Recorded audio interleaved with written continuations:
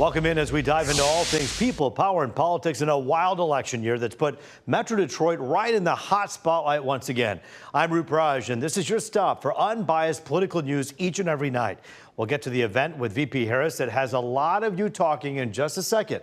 But first, former President Donald Trump was also on stage tonight addressing anti-Semitism in front of the Israeli-American Council. What he had to say and the allegations an ally of his now faces. We're also diving into the celebrity endorsement question. Hulk Hogan, Taylor Swift, Kid Rock, George Clooney are all influencers, but how much influence do they actually have on undecided voters? Our all-star panel is minutes away from weighing in on if it means anything to you.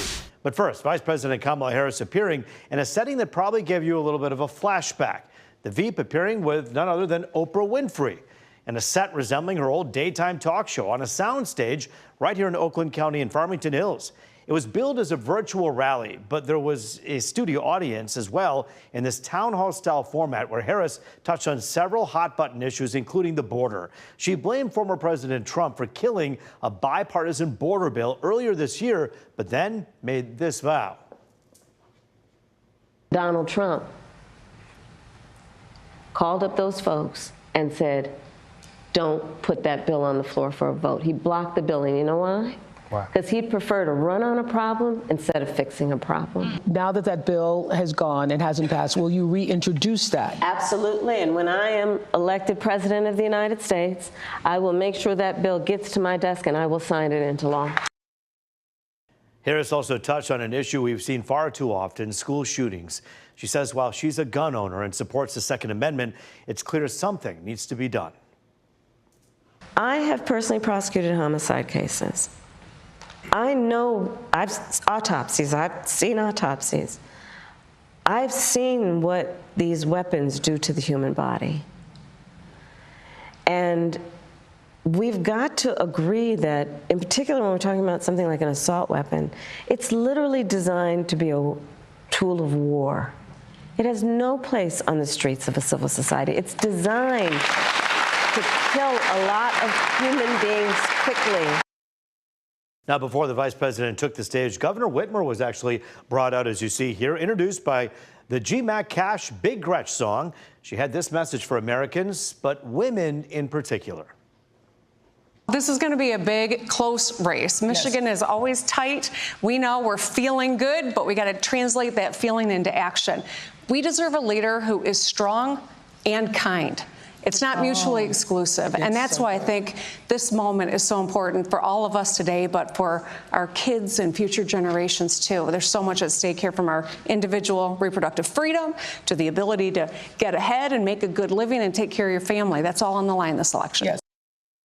Now, several big-name celebrities appeared virtually at this event, from Chris Rock and Ben Stiller to Meryl Streep and Julia Roberts. Former President Trump addressing anti-Semitism in front of the Israeli-American Council. This speech happened in D.C. around the same time VP Harris was on stage in Farmington Hills.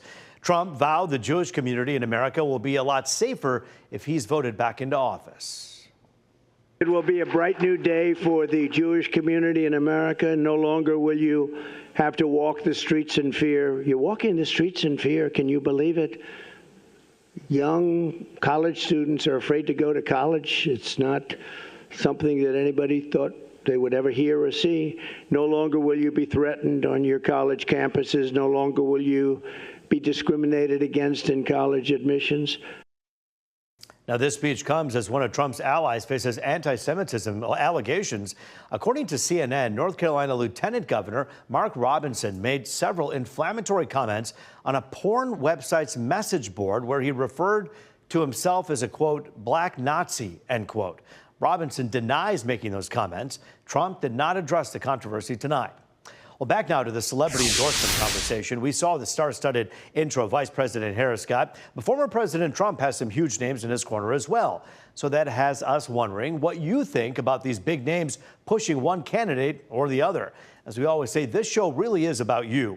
So we put you first. So we hit the streets to get a pulse check to see if celebrity endorsements on either side sway your vote. Here's what many of you had to say.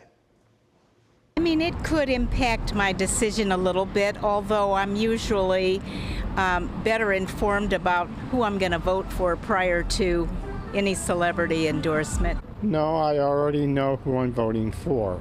I can't think of a one that would influence me one way or the other. I don't think that a celebrity would impact my views on voting. I mean, I've already had strong views on voting pretty much my entire life. I also asked you the question on fox2detroit.com. If you want to weigh in, just scan that QR code at the bottom of your screen right now. So far, the vast majority of you say no. And that number isn't even close, 94% to 6. So now the question becomes, how much do celebrity endorsements really impact the election? Will it actually get people out to vote? A guy who's a true star right now, Oakland University political science professor Dave Dulio in the hot seat with us here tonight. Dave, good to see you. Thanks for joining us on The Pulse tonight. Thanks for having me. Always good to have you. All right, so here we have it. You could say Oprah is a national treasure, and she's one of the most powerful women in America. She does a virtual event with Kamala Harris tonight, the VP who wants to be president. Does it matter to the undecided voter that Oprah Winfrey took the time to spend a couple hours with this woman? It matters at the margins, right? I think this is not something that is going to see the polls move 4, 5, 6 points, right? We are going to end up with a race early next week, right where it is today. Razor thin in places like Michigan, Pennsylvania, North Carolina, et cetera. So at the margins, I think these are really aimed at the base to keep that enthusiasm up, to keep the excitement level up. That really is leading up to a turnout effort closer to Election Day and through the absentee process. Let's talk about some of the other endorsements that we've already heard about. Of course, Taylor Swift putting in her 2 cents for Kamala Harris, saying that she has her endorsement. Does that move the meter, and does that help Taylor Swift, by the way, or hurt Taylor Swift? It does work both ways, Yeah, right? I mean, we had President Trump come out on Truth Social and say, well, he didn't say very nice things about Taylor Swift. Yeah, I think the words were, "I hate Taylor Swift." I'll let you say it, exact not me, words. right? Yeah, exactly. No, I hear you. So again, it's really driven for. Well, this case might be a little different, right? She's trying to reach the younger voters, right, which we know are not terribly reliable when it comes to voter turnout. They vote at the lowest rates of any age group. And that might shift things a little bit in terms of getting people to the polls who are of say, college age, right? And it might move a couple of votes, but the thing to remember is we don't need to see huge shifts here in a state like Michigan. A point is good enough. 2 points is good enough. Less than that, right? Yeah. Let's not forget that President Trump won here in 2016 by less than 11,000 votes, and Joe Biden wins here in 2020 by about 154,000, right? That is razor thin. So even a small shift can have a big impact on outcome. Yeah, it's interesting because you hear a lot of conservative voices out there say we don't need Hollywood to tell us how to think and what to think. But at the same time, you do have Republican celebrities out there who have endorsed Trump. Hulk Hogan being namely one of them, and our own from Michigan, Kid Rock. And that, again, is not, as you say, to help a moderate voter sway one way or the other, but that's just to get the base fired up. But in this case, with Oprah Winfrey doing a virtual event, how does that change things, a virtual event, something that at an unknown location is taking place in Metro Detroit? Does that help Kamala Harris or hurt her? I think you could probably make a case that it goes both ways, right? Yeah. I mean, it helps her get her message out, sure, but why do a virtual event? Why have all of this hype? And really, that's a big part of these celebrity endorsements, right? It's just hype, and to keep the fervor up. Why have all this hype and then do it at a remote location and not take advantage of being here in Michigan, where there are some persuadable voters left, a few, but again, where it's incredibly close, and you never know, right? You meet a voter, you get somebody to come out who might want to meet Oprah or get exposure to Oprah, and that might shift them.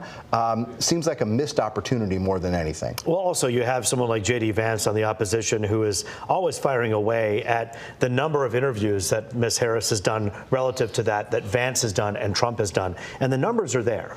Oh, absolutely. I saw some data earlier today that compared the number of interviews done by Trump and Vance to Harris and Walton. It was 67 for the Republican ticket to 7 for the Democratic ticket. And that just sort of harkens back to those criticisms that the Harris campaign has been getting around exposure to media and answering questions, going before media, whether it's a one-on-one interview or a press conference. So I think that just reinforces what we've been seeing. And as we do always on this show, we'll be fair about this. I mean, Donald Trump just did something with Fox and Friends that was friendly fire. Oprah Winfrey, we don't expect to come out from a conservative place and nail her with really hard questions. So both of these candidates are doing what's best for them, which is to protect that margin as closely as they can and get their base rallied. And I think that's a real issue with how American campaigns have evolved, right? Is that they are now all about candidate self-interest, right? They're not opening themselves up to any kind of vulnerability, right? Where they would have to face some hard-hitting questions from other reporters. President Trump would say, well, look, I take hard-hitting questions all the time from the press that hates me. And some of that might be true, but we see it in terms of the Harris campaign and that criticism. Why aren't you going to the press? We want to have control over our message. We want to have control over the situation. That's something that they continue to purport. And we invite both candidates, if their camps happen to be watching online, to do an interview with local television as well. Local journalism very much matters to the people watching. We are diving deeper into this celebrity endorsement next with some stars of our own. Jamie Rowe and Lori Goldman debate how much it could impact both campaigns next. Thank you so much. Great work.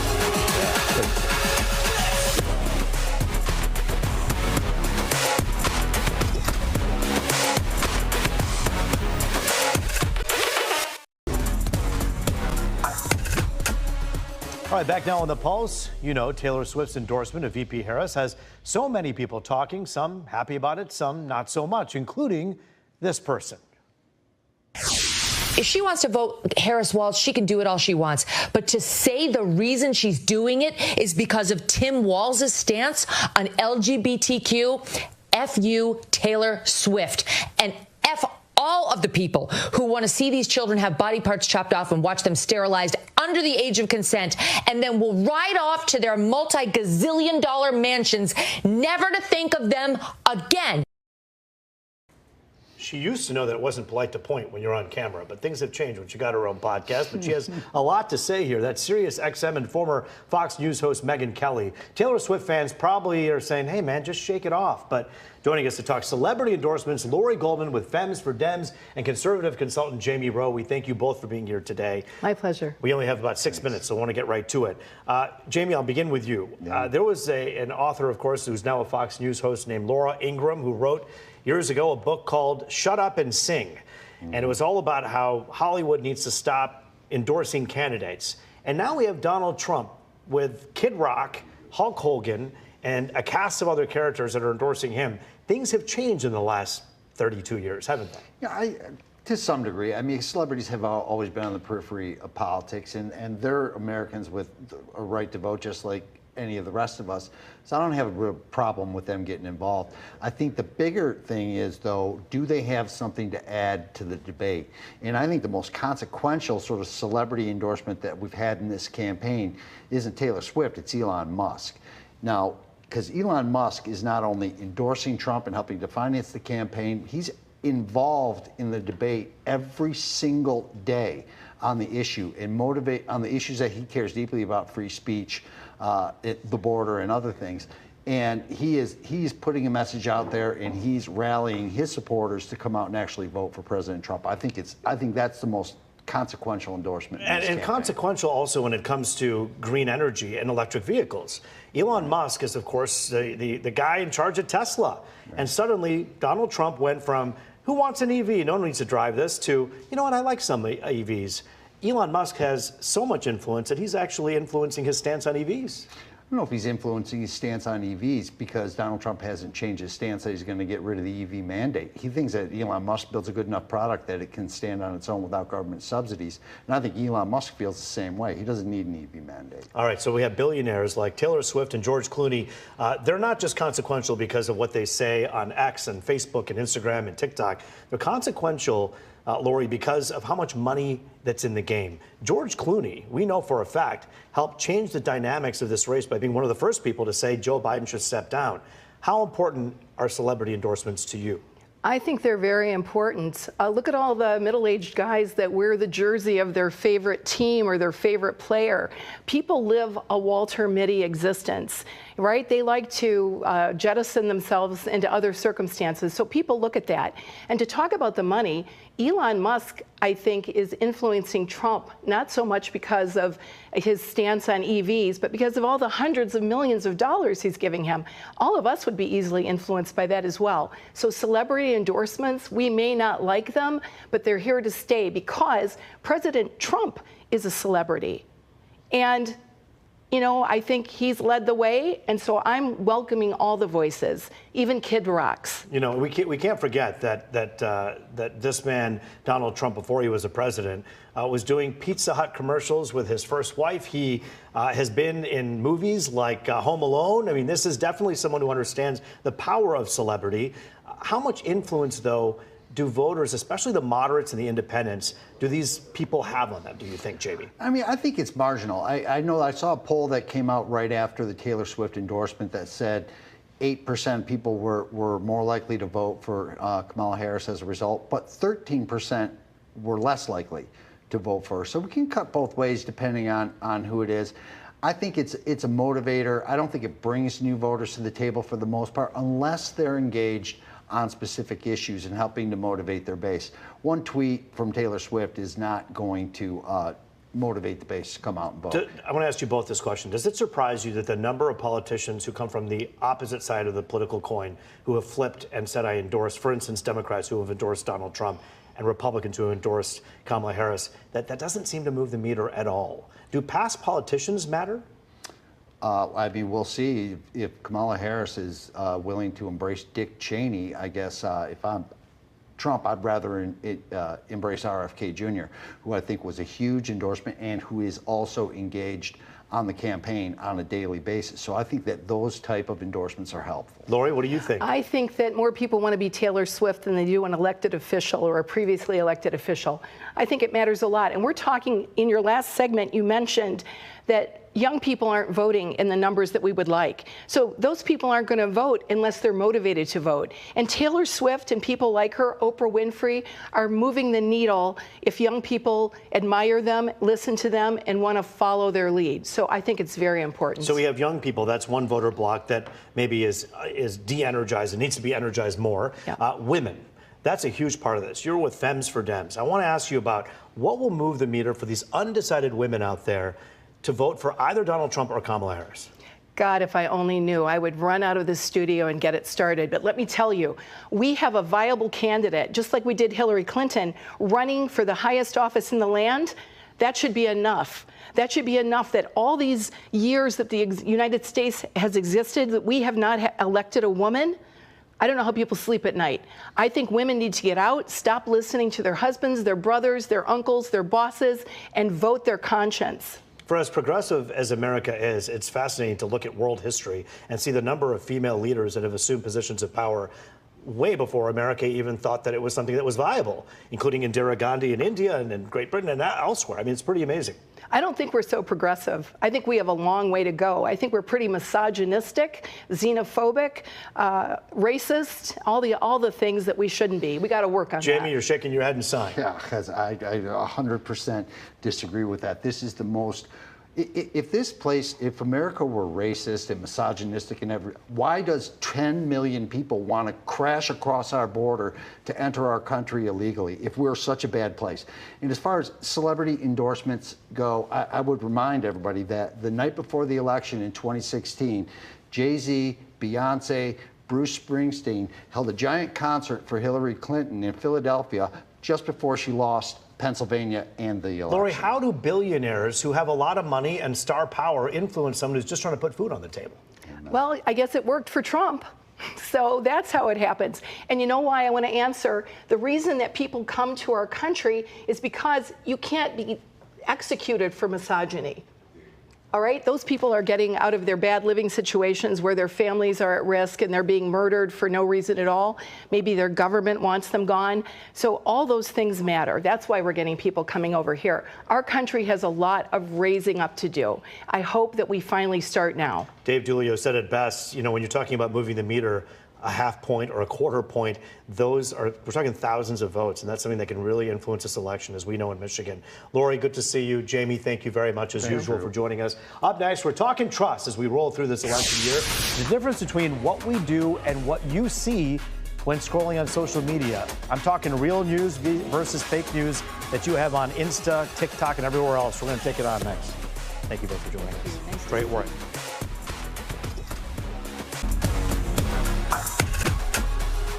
And welcome back to The Pulse, the show, of course, that you can trust to bring you unbiased news about people, power, and politics. What's the truth? Is it true because someone with a blue check or lots of followers on social media said it? The answer is no. And it's still not true if someone you like or trust posted it and it looked like a real news article.